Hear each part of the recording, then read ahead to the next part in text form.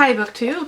I'm here today to talk about The Rage of Dragons by Evan Winter, and I'm going to give you 5 reasons why you should read this awesome, amazing book. So before I get into the 5 reasons, I should probably tell you what the book's about anyways. There's not much said on the back here. It's a world caught in eternal war. One young man will become his people's only hope for survival. Game of Thrones meets Gladiator and Evan Winter's The Rage of Dragons, a novel that started as a self-publishing sensation. So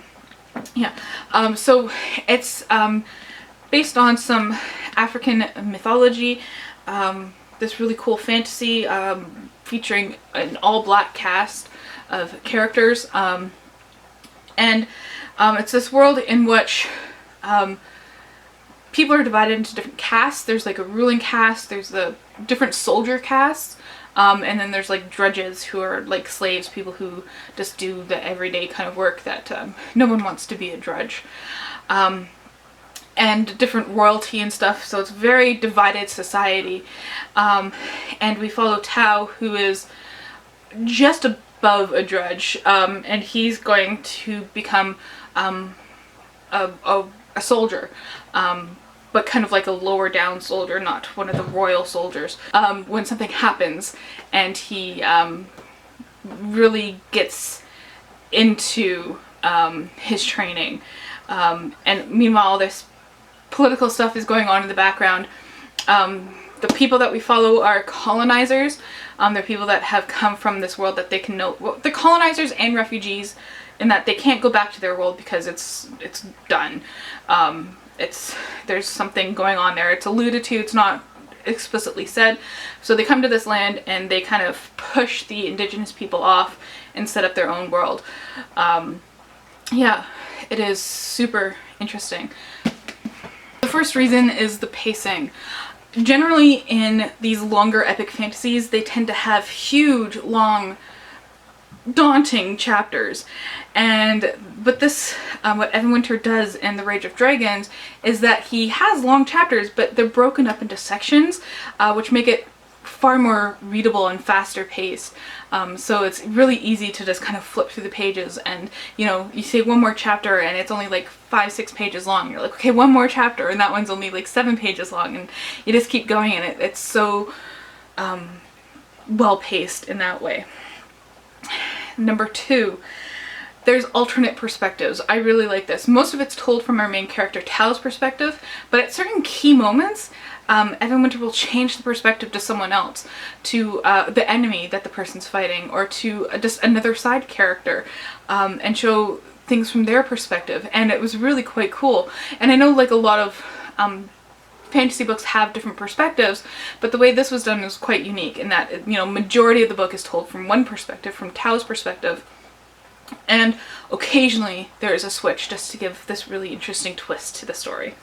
Number 3, the magic system is super cool.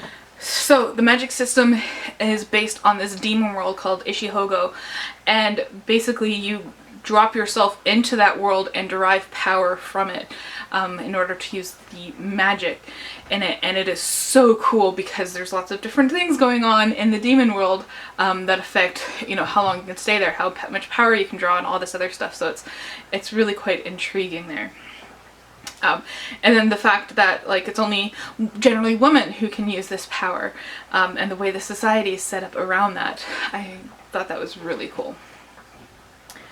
And the things that you can do with the magic system, because this is a military fantasy, the power is primarily used in battle. So they can do different things. They can enrage certain people, which means they make them bigger and harder to defeat and easier to heal and not succumb to injuries.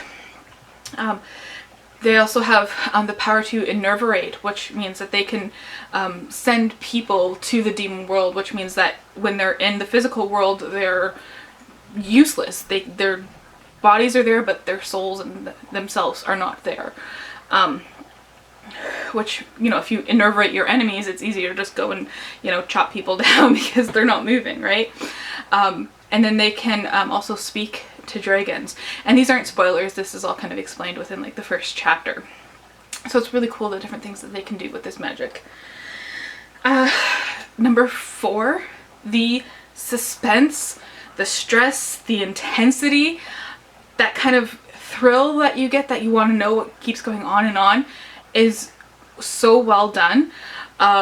Even in the parts leading up to, you know, different battles and everything like that, where there's not a lot going on, you can still feel that kind of intensity and this kind of moments that are coming up. I really enjoyed that. And lastly, number 5, our main character of Tao. What I find happens, unfortunately, a lot in some fantasy is that the main character is imbued with magical powers. The person doesn't have to work to get them, they just kind of have them, right? Or they have to learn how to use them. With Tao, it's completely different. Tao has to learn, he has to sacrifice, he has to train to amp up his skills. He's not just magically blessed with them. You know, he starts off as, you know, not so good at what he's supposed to do, and eventually obviously ends up really good at what he has to do. And you know, we still get that reluctant hero, like, I don't want to be the savior, but I'm put in that position kind of anyways because of the sacrifices and the working towards his goal, and the way in which he works towards his goal. I don't want to spoil it, but if you know, oh my god, I was so excited for those scenes. I was just like, yes, this is amazing. I wish I had this power too. It's amazing. And it's, again, not something that's given to him. It's something he has to work for.